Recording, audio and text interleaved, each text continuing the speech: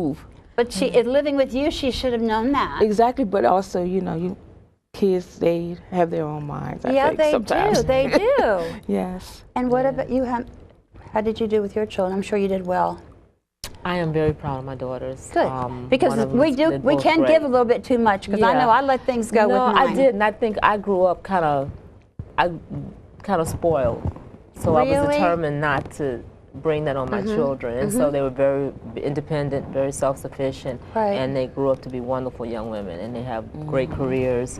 That is really marvelous, because you don't see or hear about that very often. Yeah, they're doing really good. I'm very proud of them. And I'm sure they're proud of you too. Yeah, I think so. Do they get along really good, talking with them every day and everything like that? We have a very open and great relationship. That's good. It's really that is good. And I think that's important. That is important, is to be open. It's always been you need to know what your child is doing. Yeah. Yes. You really do, even in college. Yeah, definitely. Yeah, because that's dangerous time too. Oh, that's the time. Yes, they're getting all types of, you know, they come into all kinds of things. And they have to have the foundation there before they go to college, though. They really do. Yes. You have to have I get into a lot of arguments with moms about this, but I think you start teaching them from the time they're just a couple weeks old. You're a girl, you're going to grow into a woman. Yes.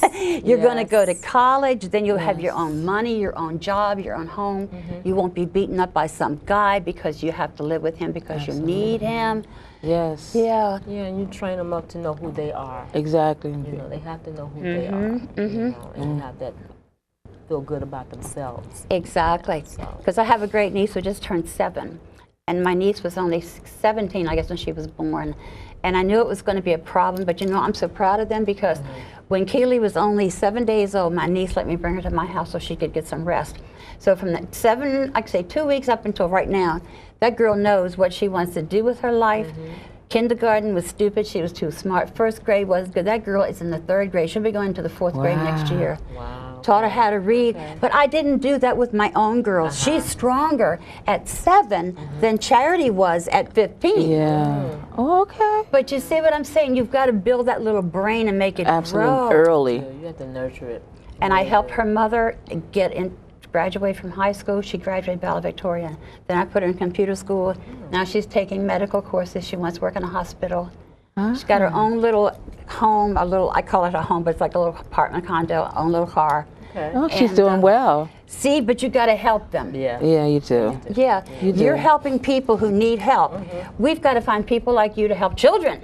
Yes. Who need that same kind of help. Absolutely. Yes, they do. They're running rampant with sex, babies, and it's so sad. Yes. So without further ado, so you've done a great job. Your mother did a great job with you, and your mom did a great job with you. Yes. What would you like to say to your mom? Oh. I know it's not Mother's Day yet, but it's almost here. This is on TV. Almost there. Oh, you'll have this to give to her for Mother's Day. Yes. Well, thanks, Mom, for making me a strong woman and able to handle myself independently. Thanks again, Ma. I love you. And you, Ms. Wimber, what would you like to say? I just thank you, Mom. You've been great. You've been a great influence. You're a strong woman of God, and I love you for that. And you gave me that foundation, and I'm proud of you, and I thank you for being proud of me. I'm glad your parents are alive, too. Both of mine are gone. Yes. But there are so many things in life, though. I mean, you have picked the right ones. You have picked the right job. I think so. I believe you have. Yes. Because you are helping people who can't do everything for themselves. Right. Exactly. I hope a lot of teenagers watch this show. They usually do. They usually do. Oh, good. They need to learn. But, you know, I think in order, you said, I know you're both great mothers, but I hope they help you when they're around, too. Yeah, they do. Oh, They do. Yes. Yes. If you raise them right, they will. Yes. Absolutely. They do. They're around. Giving ideas. Yeah, because they're going to emulate from you. Absolutely. Which you do, the children are going to do. My mom drank, so you know, I'm scared to death to drink anything other stronger than wine. Oh, okay. Yeah, because my mom drank and died at 51 years old. Wow. Yeah. So I raised myself.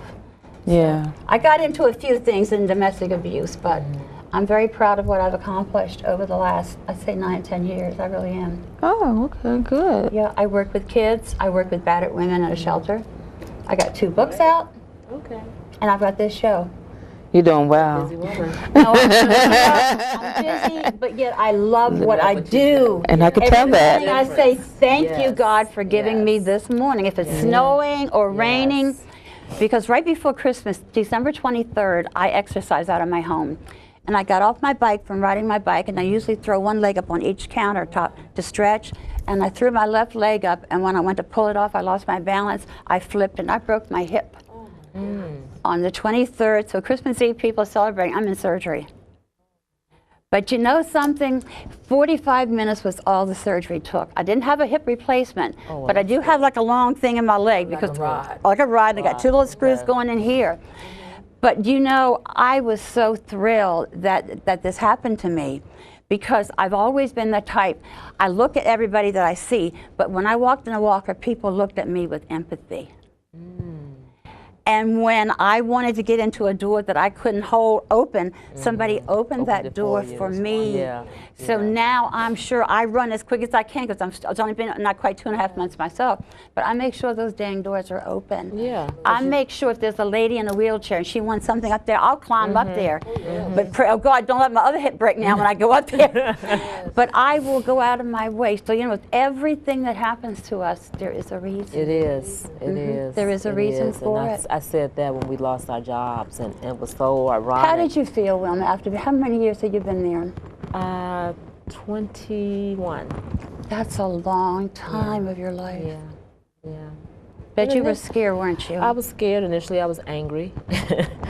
But everything started working out, and I just had to trust the Lord, because He had me. And I know, anger is a killer. Do you know that? Because I was angry at everybody. And I had to lose that quickly. So. Slamming cabinet doors, breaking them off the hooks, practically, you know, being angry. Because when Richard was murdered, there was no reason for that. You know, these two guys just took him out and stabbed him to death. So I called I wanted to go to the prison. I wanted to meet him. Because in court, he laughed in my face. He laughed in my face, So I went to the prison to see this man, and I thought, I've got to stop this, because I wanted to kill him. If I could have got him with a gun, I probably would have killed him.